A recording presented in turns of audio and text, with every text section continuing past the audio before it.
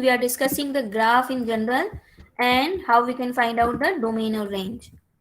As I am telling you that for the domain and range, you can look at simply the graph, the standard graphs which you already know. Then you can analyze what is the domain and range. ठीक है, otherwise you can think of that किस point पे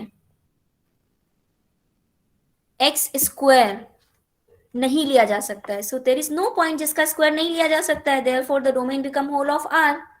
ठीक है. और the range will be what, range की जो value y में कभी नहीं आएंगी, है ना. सो एक्स स्क्वायर करोगे आप तो y कभी भी निगेटिव नहीं बनेगा. सो इसलिए इसकी रेंज क्या हो गई, 0 to infinity, और डोमेन हो गया -infinity to infinity. Now think of 1/x. 1/x value it is not defined for 0. 0 के अलावा सब पे चलता है वैल्यू. 1/x आप ले सकते हो बट 0 पे नहीं ले सकते हो. So therefore the x value could be -infinity up to 0. 0 is not included. So इन इसको रिप्रेजेंट आप ऐसे भी कर सकते हो r-0, meaning whole of r, और सिंगलटन 0 को इसमें से हटा दो. ठीक है, ओके. अब रेंज क्या होगी इसकी, तो रेंज में आप देखोगे कि रेंज इज व्हाट, क्योंकि आपका जो डोमेन है अगर वो यूनियन में दिया हुआ है तो range is also in the union. और रेंज में आप देखोगे कि रेंज में भी 0 कभी अचीव नहीं होगा, y 0 नहीं होगा ना. तो 1/x का ग्राफ अगर आपको याद है तो इट इज लाइक दिस. सब पॉइंट्स आ जाएंगे, ये पॉइंट नहीं आ पाएगा, 0 पॉइंट. सो सिमिलरली यहाँ पर भी आपका 0 नहीं है, बाकी सब है. इसी तरह से आप बाकी सब देख सकते हो. √x का we have discussed. 0 to infinity only in the first quadrant, तो 0 to infinity, 0 to infinity, and so on. You can derive the domain of all this. So √x का ग्राफ है 0 से इन्फिनिटी, तो रूट ऑफ -x का graph हो जाएगा -infinity से 0. इसको माइनस कर देना है, और उसके बाद अगर उसमें 4 को कर देना है प्लस, तो 4 प्लस कर दो, तो 0 बिकम्स 4. और -infinity में तो आपने +4 किया -4 किया कोई फर्क नहीं पड़ेगा. सो इसके डोमेन से इसका डोमेन देखना सीखो. It's 0 to infinity. Now the root of -x will be what, minus of 0 to infinity. Minus of 0 to infinity क्या होता है, तो -0 और -infinity. -0 -infinity मतलब -infinity अब छोटा हो गया, सो इसको हम लिखेंगे -infinity से 0. और उसमें अगर आपको 4 और करना है तो 4 को आप प्लस कर लो, तो +4 क्या -infinity में, it is only -infinity. But जब 4 प्लस किया 0 में, सो दिस बिकम्स 4. सो ये हो गया आपका domain. Similarly, you can find out the range. Okay.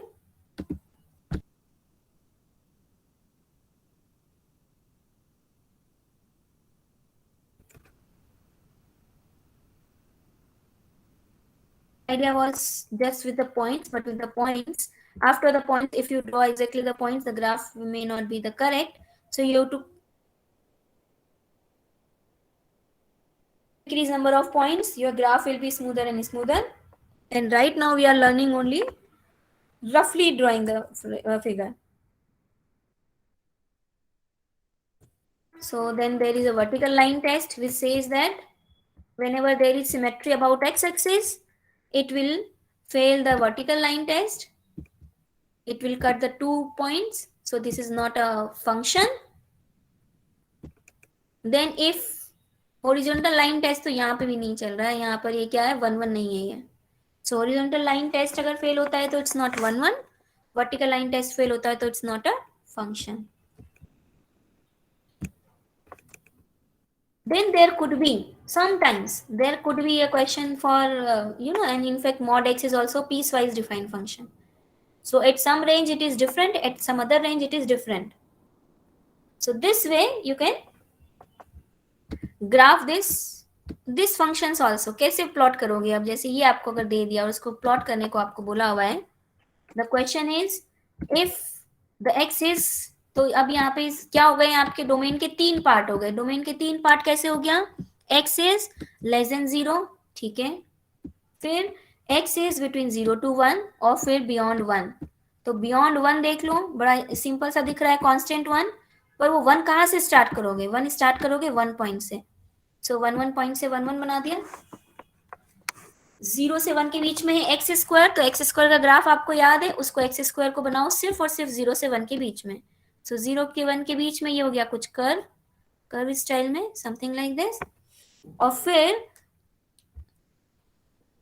x के पहले मतलब 0 के पहले, so all the negative x values the graph is y is equals to -x। अब y is equals to -x याद नहीं है तो y is equals to x को याद करो और इसका reflection about y axis, so this. So आपको क्या प्लॉट करना है, आपको प्लॉट करना है x की नेगेटिव वैल्यूज के लिए, मतलब सिर्फ ये पोर्शन। सो हम इस पोर्शन को ड्रॉ कर देते हैं। तो now you will even realize that plotting a piecewise function is also not difficult, because if it may be given in different pieces या different domain का different parts में दे दिया आपको, but still drawing a figure is never difficult. ठीक है, so this is a good question, an important question.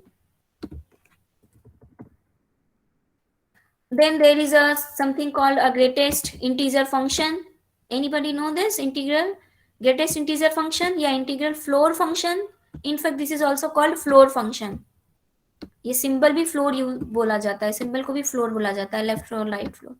So this is what ये बोल रहा है आपको कि किसी भी आप किसी भी पॉइंट को देखोगे उसका नियरेस्ट जो है ना उससे छोटा नियरेस्ट इंटीजर जो है that will be the y value. तो मतलब आपका 1 से पहले तक की सारी वैल्यूज 0 से 1 के बीच के इंटरवल में y क्या रहेगा 0, 1 से 2 के बीच में क्या रहेगा ये 1, क्योंकि 1 से 2 के बीच में कोई भी आपने एक वैल्यू ली, जैसे आपने ले लिया 1.9, सो 1.9 के नियरेस्ट इंटीजर कौन सा है इससे छोटा? Yes 1, so this will be 1। तो अब इसका ग्राफ कैसे बनेगा, देखो इसका ग्राफ समझने के लिए आप ये समझो कि पूरा का पूरा 0 से लेके 1 तक में वैल्यू क्या है 0, फिर पूरे के पूरे 1 से 2 तक में वैल्यू क्या है 1। सो ये पीस वाइज फंक्शन हो गया और इनफैक्ट इसके इनफाइनाइट पीसेस हो गए, है ना। सो 0 से 1, 1 के पहले तक ओपन इंटरवल, तो 0 और 1 इसमें क्या हो गई वैल्यू 0, क्योंकि greatest integer less than this is 0। 1 से 2, सो 1 से 2 में 1 को इंक्लूड कर लो आप और 2 को छोड़ दो, सो 1 से 2 के बीच में क्या आ गई वैल्यू 1। तो अब आपका ये अगर ऐसे मैंने आपको पीस वाइज फंक्शन दिया होता तो 0 से 1 के बीच में आपकी वैल्यू होती 0, तो आप बोलते यहाँ तक हम 0 है, फिर 1 से लेके 2 तक में आप यहाँ पर हो, फिर 2 से लेके 3 तक में आप यहाँ पर हो, फिर आप यहाँ पे हो, फिर आप यहाँ पे हो। तो ये क्या हो गया, ये आपकी सीढ़ी बन गई, है ना। तो ये जो है ये फ्लोर फंक्शन कहलाता है। This is also very important question and very important concept.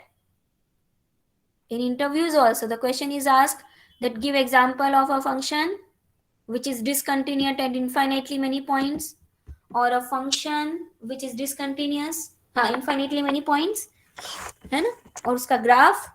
तो बहुत बहुत बेसिक एग्जाम्पल है ये, पर बहुत इंटरेस्टिंग है।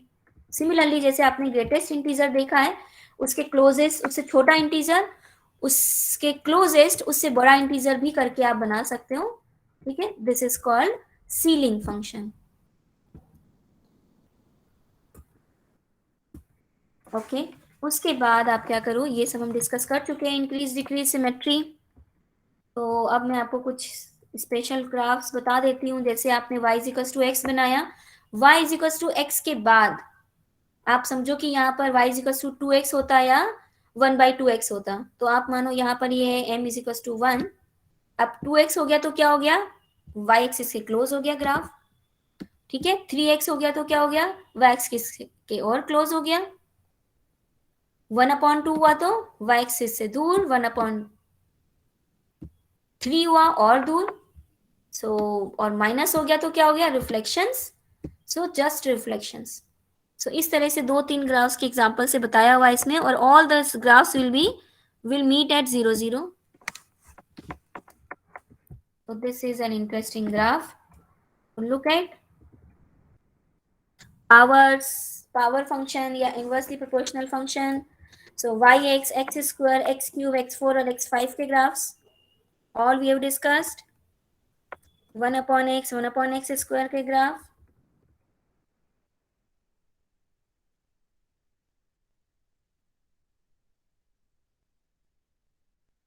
Rational functions.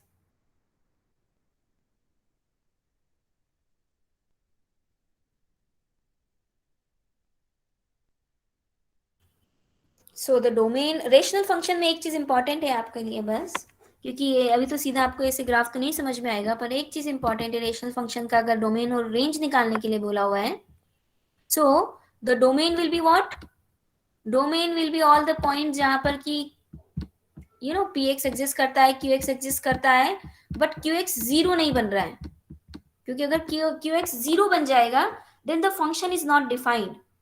तो इसलिए जब आपको इसका डोमेन निकालने के लिए बोला जाए तो it will have the set of all the real values जहां कर कि Q x is non zero, ये याद रखना। Okay, okay, beyond this